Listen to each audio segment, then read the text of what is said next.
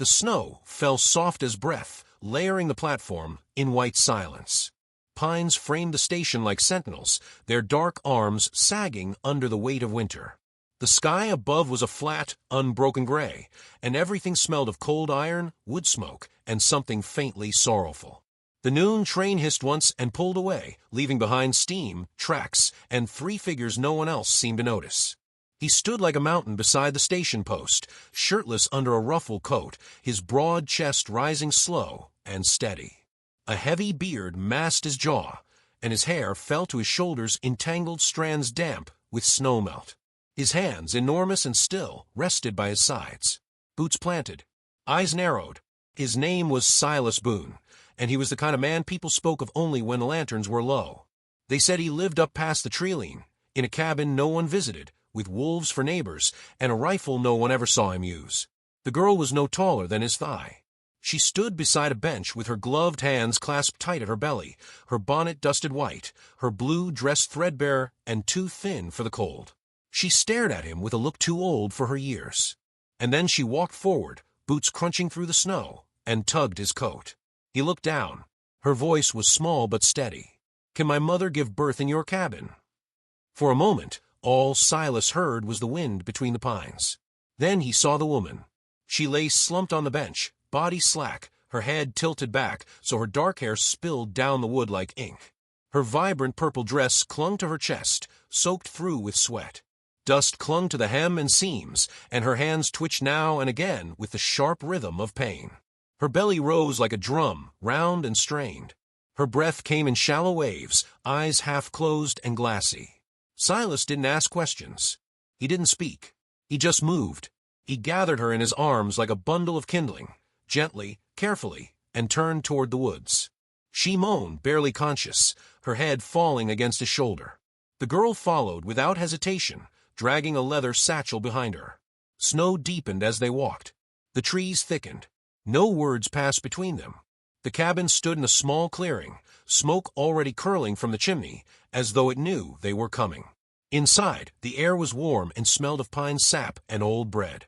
A fire crackled on the hearth, and steam hissed from a kettle hung over the flame. Silas kicked the door closed and laid the woman on the bed, plain, firm, covered with wool blankets worn smooth from years of solitude. He moved with the care of someone who'd done this before, though he hadn't. Water, clean cloth, a knife placed within reach. Junie, he'd heard the girl whisper her name once, sat near the hearth, arms wrapped around her knees, wide eyes locked on her mother. May stirred, groaning, her breath jagged. Silas placed a hand on her shoulder. "You're safe," he said. His voice was low, gravelly, a sound like stone dragged across wood. She didn't answer, but her hand gripped his wrist with surprising strength. Then the pain returned. It came in waves, sharp, deep, unrelenting. Silas stayed at her side. He soaked cloth in snowmelt and wiped her brow. He placed logs on the fire and boiled more water. He didn't flinch when she screamed. Hours passed. The storm outside grew teeth. Snow slammed against the window panes and howled down the chimney. The kettle hissed and steamed. The girl didn't cry, didn't sleep. She held her breath with every silence that followed scream. Once May's eyes opened. She looked at Silas and tried to speak. He leaned close. "Why are you helping?" she whispered. He didn't answer, just pressed the cloth against her forehead and met her gaze without blinking. Another hour passed. Then two. May arched off the bed with one final cry, her voice cracking like timber. And then nothing. Her head fell back. Her body stilled. The silence in the room turned sharp, almost violent. Silas didn't move. Junie held her breath. The fire popped. Then from under the blankets, a sound, a gasp, wet and tiny. The baby cried. Silas exhaled for the first time, in what felt like hours. He wrapped the child, red-faced and squalling, in a clean towel and placed it gently against May's chest. Her eyes fluttered open. She saw the baby. Her lips curved just slightly. The storm raged on outside, but inside the cabin was still. Junie stood at the foot of the bed, watching with eyes full of something too big for words, relief, awe, something holy. Silas sat back, his hands streaked with sweat and water, and stared into the fire. He had no idea what tomorrow would bring. But tonight, in the thick hush of snow and breath and flickering firelight, something had shifted. He felt it. And though no one said it aloud, they all understood. Something had just begun. Dawn broke slowly through the frostbitten glass, its light cold and blue, painting pale lines across the worn floorboards. The cabin smelled of smoke and pine, and something cleaner now. Hope, maybe? Silas stood at the window, arms folded, watching the pines bow beneath last night's snow. Behind him, the baby let out a soft hiccup, then fell quiet again in May's arms. She sat propped on the bed, pale but awake, her eyes sunken and full of gratitude she didn't dare speak. The purple dress, now washed and draped over a chair, still bore the faint dust of the journey. She wore one of Silas's shirts instead, sleeves rolled and belted at her waist. Her hair was braided clumsily, Junie's work, no doubt, and a soft flush had returned to her cheeks. Junie moved with the quiet rhythm of someone who had grown older overnight. She fed kindling into the fire and whispered lullabies to the infant when her mother drifted to sleep. She kept her distance from Silas at first, but she watched him the way children do, curious, cautious, and wondering what kind of man could be so big, yet so gentle. Silas said little. He patched a leak in the roof, mended a broken shutter.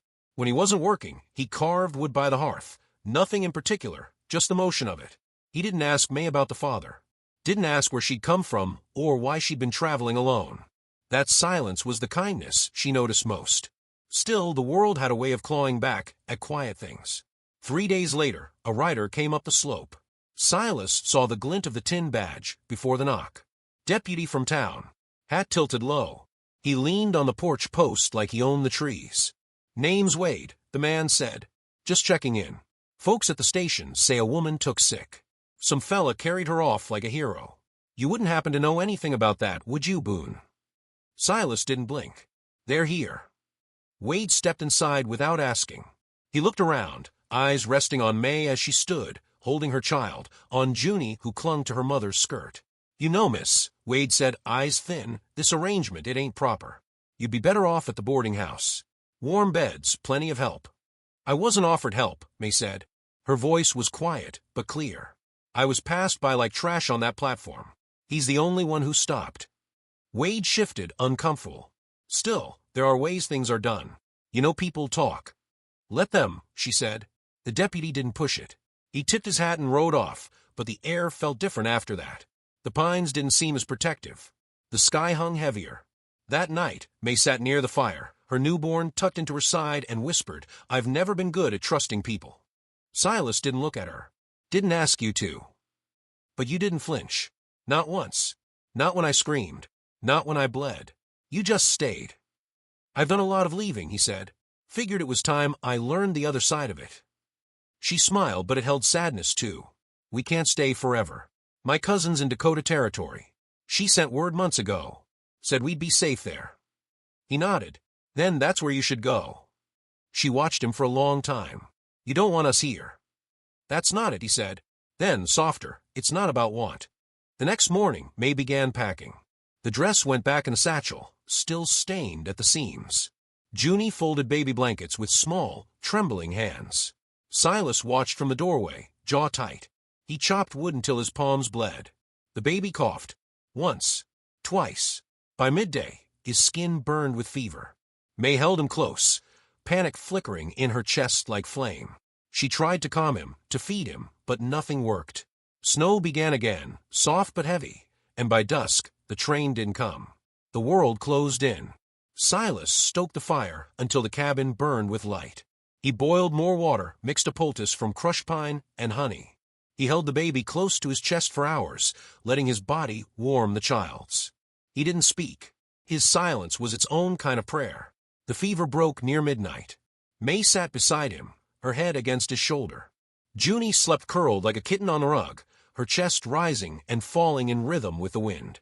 No one said the word stay, but it hung in the air, thick and alive. In the days that followed, they didn't mention Dakota again. May began sweeping out the back room. Said it might be nice to plant herbs come spring. Junie started helping with the goats. Silas still didn't speak much, but the way he lingered at the table after meals, the way he carved a wooden toy for the baby, said more than words ever could. One evening, May looked at him across the firelight and said, "Do you still think about leaving?" Silas stared at the flame. "No, not since you asked to come in."